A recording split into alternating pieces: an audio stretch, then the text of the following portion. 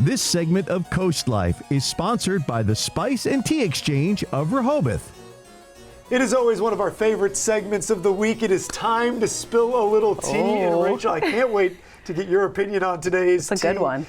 We do want to remind everybody that this segment brought to you by the Spice and Tea Exchange. Yeah. You can find them right down there on Rehoboth Avenue. They have, no surprise, plenty of teas. They've got salts. They've got accessories. In fact, they've got a lot of stuff that would be great for a Christmas gift. So maybe if you find your way down there, you know, have a little fun, pick some stuff up, or just get it for you. The tea is great.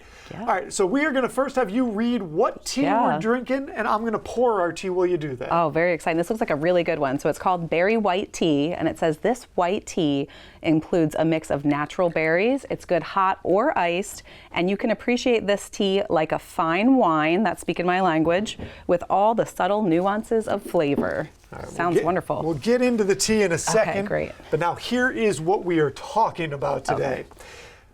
Am I wrong for asking my mother-in-law to buy new Christmas gifts? Me, 35-year-old female, mother-in-law, 70-year-old female, bought my son, who is 8, a male, a boy, some Christmas gifts this year, and I'm concerned about what she got him.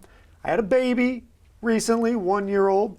Last year, and my 8-year-old has been really struggling with jealousy around growing up a little bit, not being able to be the baby anymore, very sensitive to it, and I've been making a conscious effort to help him feel important.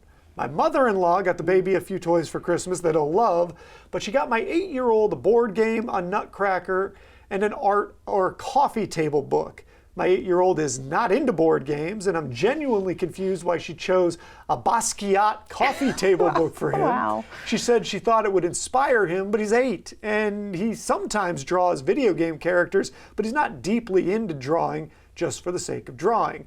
So she shared a concern that this might be a rough back and forth between the kids on that holiday. Am I wrong for asking her to buy him a new or different gift? What say you? Ooh, this is a tricky one. I feel like it's multi-layered. And first of all, I have so much sympathy for this mom because I'm the same way in that I always worry I'm going to make that one mistake that's going to mess my kid up for life, and they'll be telling their therapist one day about this horrible Christmas and all of that. But to be honest, I kind of think with this one, this is the level of like an adversity for a kid that's probably okay.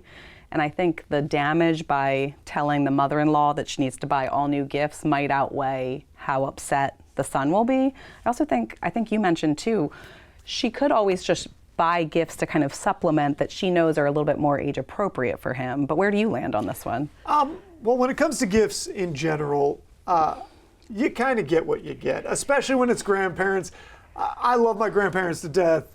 Sometimes they got me stuff I really liked. A lot of times it was some shirt or something that you're like, thanks, this is great. And there is a value in learning how to go show appreciation for something that you didn't even actually want. I think that there's something useful to that. Yeah. I think it's a little bit of the kids are going to be all right kind of a thing here. And I do, I brought it up before we started this.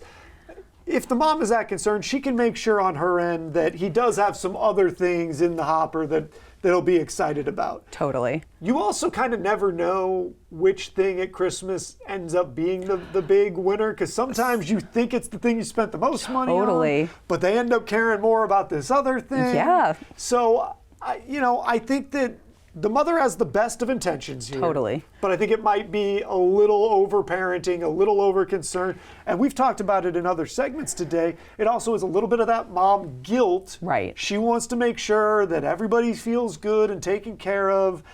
They're going to be fine.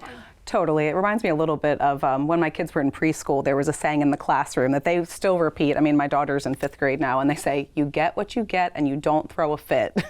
And that's true. I think for kids, it is good to kind of learn that lesson. And like you said, the coffee table book could end up being the favorite. It can very much be unpredictable. You never know. So, I think it's fine. Let grandma do her grandma stuff. And if it isn't just perfect, that's fine. She's 70. She's probably not going to be in touch with exactly what the 8-year-olds want these days. Right. She's not in Gen A or whatever they are now. That's for mom and dad to figure out. Yes. Grandparents can dote however they want to dote, and I think you just gotta ride the wave on that one. Agreed. All right. Well, let's take a sip of this. Yes. See what we got here. White berry tea. I like that. Oh, Actually, man. that's really, really nice. It's smooth. It is. You can really taste the berries in it. It's, yeah, And very if you flavorful. if you want to pick some of this up, if you want to pick up any of the great things they have down there at the Spice and Tea Exchange, head on down, have a great time. You walk in the door, it smells amazing bet. because there's tea and Everywhere. spices all over the place. Yeah. And find something either for a Christmas gift or just to bring home for yourself. We are going to take a break, but don't go anywhere. We've got more Coast Life still to come.